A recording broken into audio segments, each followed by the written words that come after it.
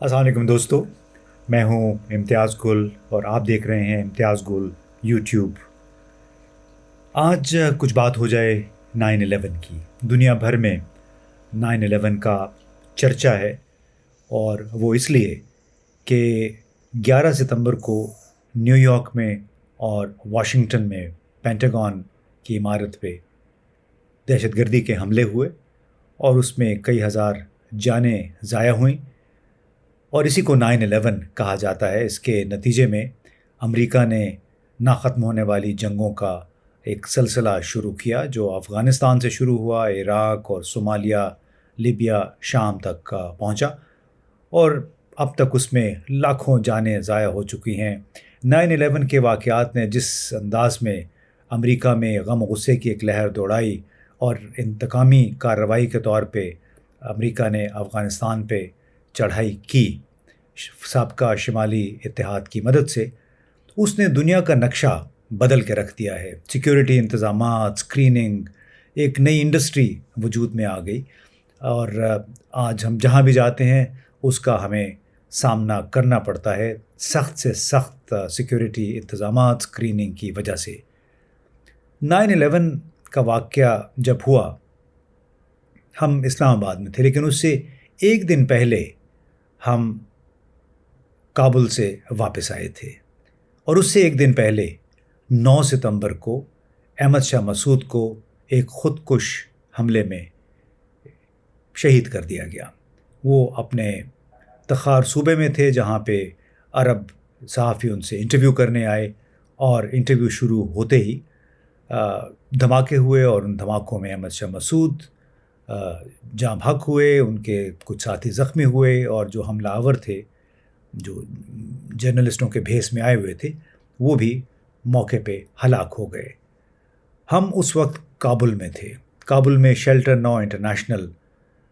एक तंजीम थी, बज़ाहिर फ़लाही तंजीम थी, लेकिन उस पे इल्ज़ाम ये था कि वो मसीहियत के मिशन पे हैं। उसमें 7 लोगों को गिरफ़्तार किया जा चुका था उस वक्त तालिबान की हुकूमत ने, और उसमें ऑस्ट्रेलिया, जर्मनी और न्यूज़ीलैंड के लोग शामिल, एक अमरीकी भी उसमें था और उन पे ये इल्ज़ाम था कि वो फ़लाह व बहबूद की आड़ में मसीहियत का प्रचार कर रहे हैं और उनका ये मुकदमा बराह रास्त तालिबान के ज़ेर इंतज़ाम सुप्रीम कोर्ट में चल रहा था। एक अजीब हंगामे का आलम होता था जब हम उसकी कवरेज के लिए सुप्रीम कोर्ट की इमारत में पहुंचते थे। खव्वे से खव्वा चलता था, कैमरों की वहाँ पे बिल्कुल इजाज़त नहीं थी और बड़े ही शोर शराबे में ये कार्रवाई होती थी। अब अहमद शाह मसूद जब 9 सितंबर को उनको शहीद किया गया तो उससे अगले रोज़ अदालती कार्रवाई भी जब ख़त्म हुई, हमने फिर फ़ैसला किया कि हम वापस इस्लामाबाद आते हैं क्योंकि हालात में कुछ गड़बड़ मालूम हो रही थी। 11 सितंबर की सुबह हम इस्लामाबाद वापस पहुँचे और शाम को फिर वो कुछ हुआ जो कि किसी फ़िल्मी सीन का हिस्सा मालूम होता था। यानी हमने टीवी पे वो मनाज़िर देखे किस तरह हवाई जहाज़ उड़ के न्यूयॉर्क के ट्विन टावर से आके टकरा रहे थे और फिर एक तैयारा पेंटागन यानी वाशिंगटन में के ऊपर भी आकर गिरा। ये वो मनाज़िर थे जिन्होंने दुनिया का नक्शा तब्दील करके रख दिया। और आज दुनिया भर में जो हम सिक्योरिटी रिजीम देखते हैं, जितनी अलाइनमेंट्स हुई हैं, सियासी अलाइनमेंट्स, यानी किस तरह लोग बड़े ममालिक ग्रोहों में बटे हुए हैं, वो उसी 9/11 के साथ बराह रास्त जुड़ा हुआ था। 9/11 के बाद जो इंतकामी कार्रवाई अमेरिका ने की, हालांकि तालिबान ने पेशकश कर दी थी अमेरिका को कि वो तकरीबन एक हफ़्ता पहले 5 सितंबर को मुल्ला अब्दुल ज़ईफ़, जो कि उस वक्त सफ़ीर थे अफ़गानिस्तान के पाकिस्तान में, उन्होंने ज़ल्मे खलीलज़ाद को फ़ोन किया 5 सितंबर को कि उसामा बिन लादेन को आपके हवाले करने के हवाले से हम कोई दरमियानी रास्ता निकाल सकते हैं। लेकिन ज़ल्मे खलीलज़ाद ने मुल्ला ज़ईफ़ को बताया कि अब बहुत देर हो चुकी है, इंतकामी जज्बात जो हैं, जज्बात अमेरिका के अंदर बहुत भड़के हुए हैं और जंग नागुज़ीर हो गई है। और मिलती जुलती बात CIA के उस वक्त के स्टेशन डायरेक्टर ملٹن بیئرڈن نے بھی کی تھی حال ہی میں ایک سیمینار کے دوران، اور اس میں ملٹن بیئرڈن کا یہ کہنا تھا کہ طالبان کے وزیر خارجہ ملا وکیل متوکل نے انہیں فون کر کے بتایا 9/11 کے واقعات سے چند دن پہلے کہ طالبان نے اسامہ بن لادن کی پروٹیکشن ختم کر دی ہے، اور مطلب یہ تھا کہ آپ اس کے ساتھ جو کرنا چاہتے ہیں کر لیں، ہم مزاحمت نہیں کریں گے۔ لیکن ملٹن بیئرڈن کو بھی واشنگٹن سے یہی جواب ملا، CIA کے حکام سے اور دوسرے حکام سے، کہ اب بہت دیر ہو چکی، ہم تو جنگ کی تیاریاں کر رہے ہیں۔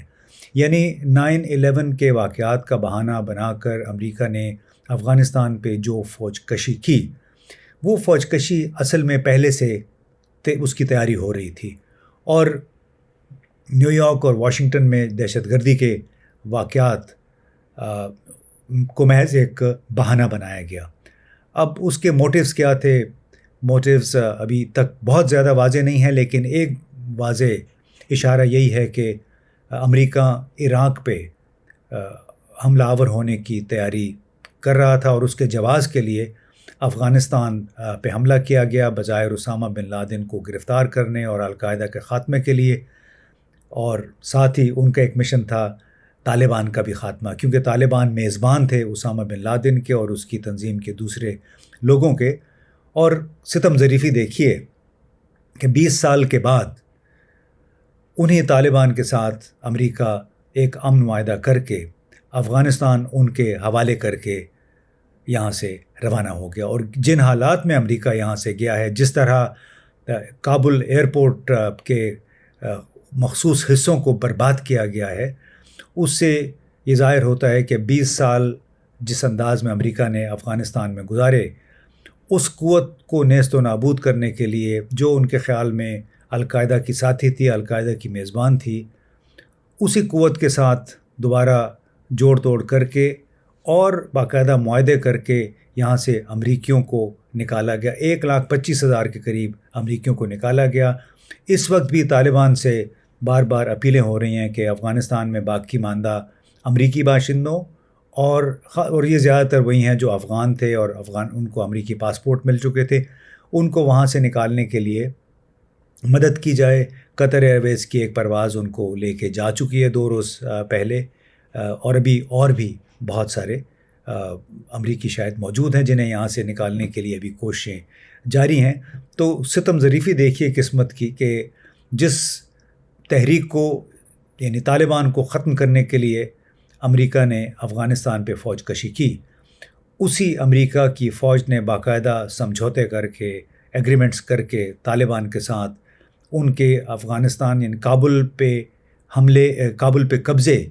کی راہ ہموار کی، اور انہی کے ساتھ معاہدے کر کے یہاں سے اپنے لوگوں کو نکالا ہے۔ تو اس سے یہ کہہ سکتے ہیں ہم کہ 20 سال کے بعد